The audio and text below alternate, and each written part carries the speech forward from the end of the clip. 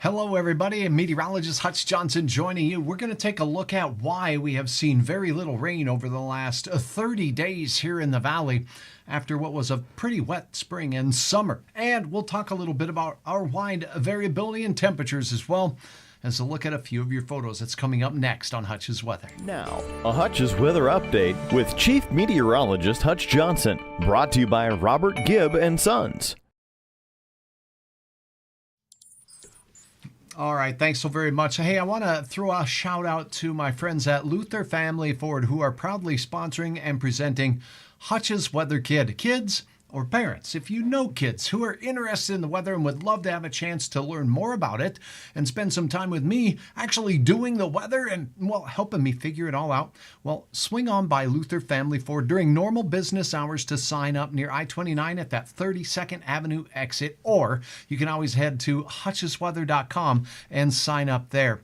As we head into the next couple of days, there's a few things that we're noticing with regards to our weather pattern. That's the fact that it's been very dry. Now, we got to take a look at the big picture here, and we're going to walk through where these storms have been and where the storm track is tracking right now. You can see most of the lower 48 here really quiet right now as we head into the forecast period.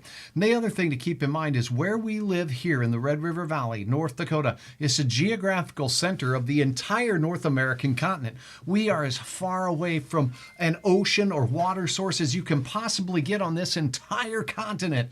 And that usually brings high variability to our temperatures and weather as well. And the fact that we're so far away from a water source means our air is usually a drier and we don't typically get the real juicy or wet rain systems that they see in other parts of the country that are closer to those large bodies of water that help regulate their temperatures and bring them more abundant amounts of moisture. Now, we had a lot of rain this summer, but now that pattern has shifted. And to do that, we're going to look at this long-range forecast model, but I also want to take a look at something that is more the bigger picture. And why not? Why not use Hutch's new toolbox here? That's right, I've got the pliers and I got the 9/16" wrench out, and here we go. What I want to point out is this. The jet stream that flows across North America, well, it flows from west to east. And the track of the jet stream really drives most of those weather systems and steer them across our continent. Now, right now, what we're looking at, if you watch off the Pacific Ocean, is a storm track that really is bringing these storm systems on over the next several days into parts of Western Canada. So here's one heading into Calgary. Here's another one spinning off of the Aleutian Island chain and heading right into, well, British Columbia. And then these storms are rocking their way up to the north as well. Looking down south, the subtropical jet down here, way down to the south. So we have this big old patch of nothing going on right now across most of the western U.S. Now, this takes us into Wednesday, the 9th of the month. We can go a lot farther with this model. But you see, overall, this trend is going to be for any storms that make impact with the lower 48 to hit near Seattle, near British Columbia in Western Canada. And that's going to keep that storm track to the north. Now, that doesn't mean we'll be without storms, but it does look like, if at anything, we'll get glancing blows of precipitous precipitation as well. And it all has to do with the jet stream. Anchorage, Alaska, very active for you folks there. And now we'll go ahead and turn on Hutch's pencil, and we'll show you that jet stream rising up into parts of North America over here before making its way down on the other side of the Great Lakes, taking those storms and tracking most of the moisture that they bring well to the north of us. So that's a little explainer there about what it is and why it is that we've been so dry and why it doesn't look like it's going to change.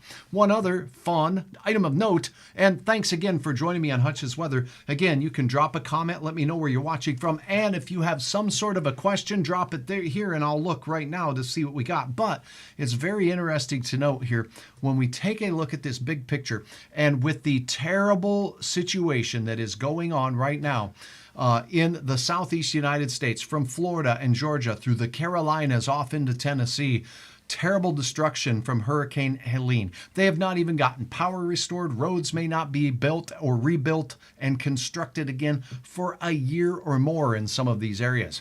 And there's talk of another tropical system. Well, the upper air pattern that we have right now with the jet stream way to the north and strong high pressure here over the nation's midsection will really help to keep the major impacts of the next tropical system that's going to be developing in the Gulf as we head into your weekend ahead, mainly south.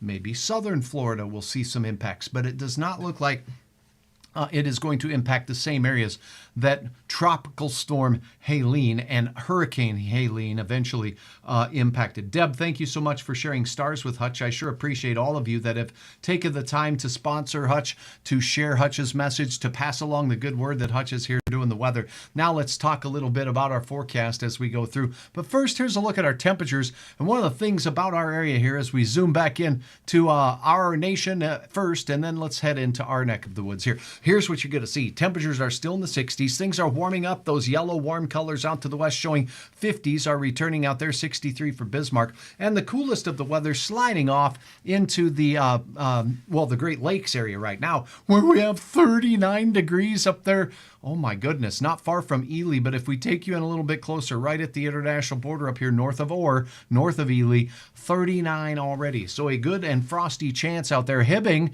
looks like a see your breath kind of evening there. Your neighbors not too far to the west of you are near 50 degrees. That's in Grand Rapids right now. So that's a look at the spread of temperatures right now.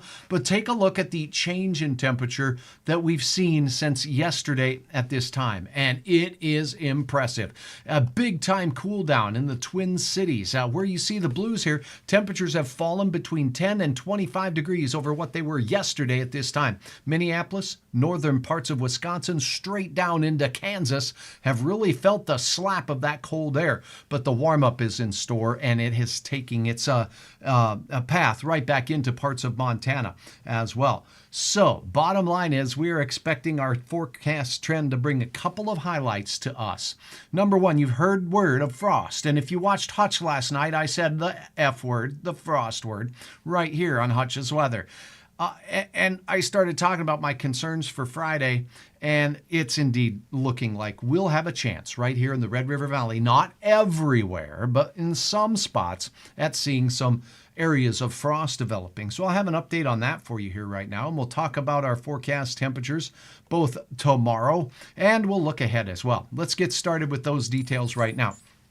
Here's what you need to know for your morning out the door forecast. First thing, it does look like we're going to be more near those 50-degree marks here in the Red River Valley. Fargo 51, 54 in Grand Forks, North Dakota. It looks like 48 in the James River Valley for you in Jamestown. And out to the west, we'll see some mid-50s out there. And that is a look at your hump day forecast to get the day going. Now, in the afternoon, here in the eastern half of the Dakotas and most of South Dakota, we'll have a south wind, 80s to mid-80s in central South Dakota. And those south winds will bump temperatures up into the 70s here. 75 Fargo in the afternoon. Will still be near 70 in Grand Forks. It's going to be gusty, so you'll need an extra pump of hairspray. I think it would be a wise decision as you're heading out the door. Now, you're going to see a wind shift if you live out here in northwest parts of North Dakota in the oil patch.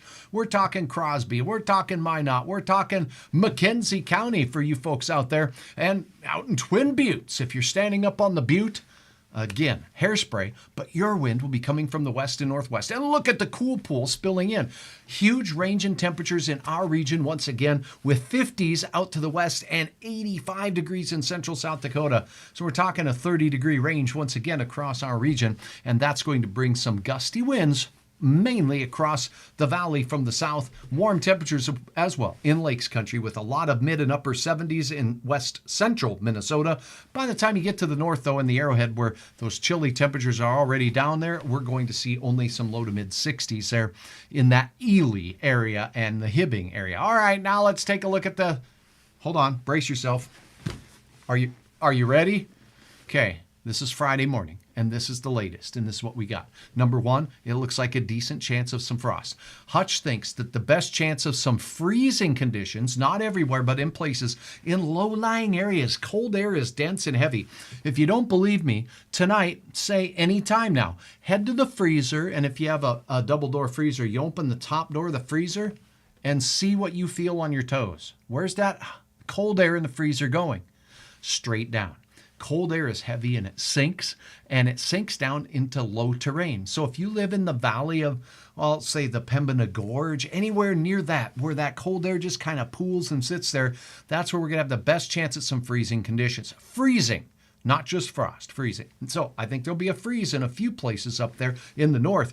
And then if we look down in the valley, temperatures on our Friday morning, I'm expecting to be in the mid-30s here. For places like Grand Forks, for places like Hillsboro, Fargo, Ada, this area here. A few areas in low-lying areas, and again, really, if you live in some terrain at all, we're going to have a decent chance at seeing a couple of spots get really close to that freezing mark. So if you have tender plants, if you're trying to nurse them tomatoes on to just so that they're vine ripened, because those are the most goodest and most bestest tomatoes, well, we could have to cover those plants up. It doesn't look like a hard freeze, though. And a hard freeze is defined as that temperature that drops down below freezing. We're talking 28 to 30 degrees for 3 hours or more. A long duration cold spell or cold slap will effectively kill most plants outdoors unless you take some appropriate action. So the coldest of the temperatures, though, on Friday morning, look at this. Roseau County, up here in the Lake of the Woods County area, all the way out towards International Falls and Rainy Lake, where we will see some 20s once again. So already 30s tonight out there, but it's looking pretty good for a chance of frost and even some areas of freezing conditions on your Friday morning. Hey, let's wrap this up, shall we? 7-day forecast. Wednesday, 75. Thursday, Friday, Saturday, and Sunday, the roller coaster ride continues. And after you go up on Wednesday, we're going back down. And how low will we go? I think 36 in Fargo, frost in a few places, particularly north of Highway 2 and in patchy areas other than that. 67 for our high temperature after a frosty morning, and we're on our way back up the roller coaster ride. We're up, click, click, click, click, click. Hold on, 77, that's pretty nice. We have a shot at some 80-degree readings here to begin your weekend. And then hold on tight because back down the roller coaster ride we go. It's 62 on Sunday with another temperature in the 30s for Monday morning. Back to school, and it's Chili McCool coming to town for a visit because it looks like it's going to be less than balmy outside. 73 again on Tuesday as our roller coaster ride continues. All right, checking the content here real quickly to see if you have any comments or questions. I would like to share with you a couple of photos that have been uploaded here on Hutch's Weather. Check these out. Just tonight, we're getting some new ones in, and if you have snapped anything, just take a minute and upload it at hutchesweather.com, like this gorgeous shot. I'll tell you what, Ottertail Lake, and you get in the fall season, the colors start changing. But this isn't even the colors of the trees, right? This is that setting sun and the orange sky glistening off of the water surface. Nancy, thanks for sharing your photo there. A lot of fall color shots coming in. Oh, Tiffany, thank you so much. And Comstock, here is a dandy. Look at all the colors in the trees starting to show up. And this is in Comstock. And if you go to hutchesweather.com, you're going to find this. You're going to find that as you go to the top of the page, I've made it simple for you to find the latest fall color map in Minnesota. There's not really a map in North Dakota that does the same thing, just so that you are aware. I'm not picking on North Dakota, but the fall colors in Minnesota are peaking in northwest parts of the state. Thanks to the DNR for providing this awesome resource for all of us, and I make it available right at the top of the page for you. Notice this. Look at where this is. We're talking out here near Wadena and Point South. We have full color going on right out there as well. So 100% color starting to make its way into our neck of the woods in northern parts of Minnesota. So stop by hutchesweather.com to get the latest for your weekend, and then bring your camera or your cellular device and snap a few photos of what's going on and upload those pictures right here on Hutch's Weather. Okay, that's a look at our weather right now. Let me see if I have any comments on this to address here. But as of right now, things are looking pretty good. And I gotta ask you, a question. So, it does look like, 51 degrees in Glencoe. Thank you, BA. I appreciate that. Thanks, Bonnie, for watching tonight. I appreciate that. I'm looking for questions. Thank you, BA, for your support through sharing stars. Nathan, it's always a pleasure to have you enjoying the broadcast from the Fargo-Moorhead area. Deb, thank you for your sharing of stars as well.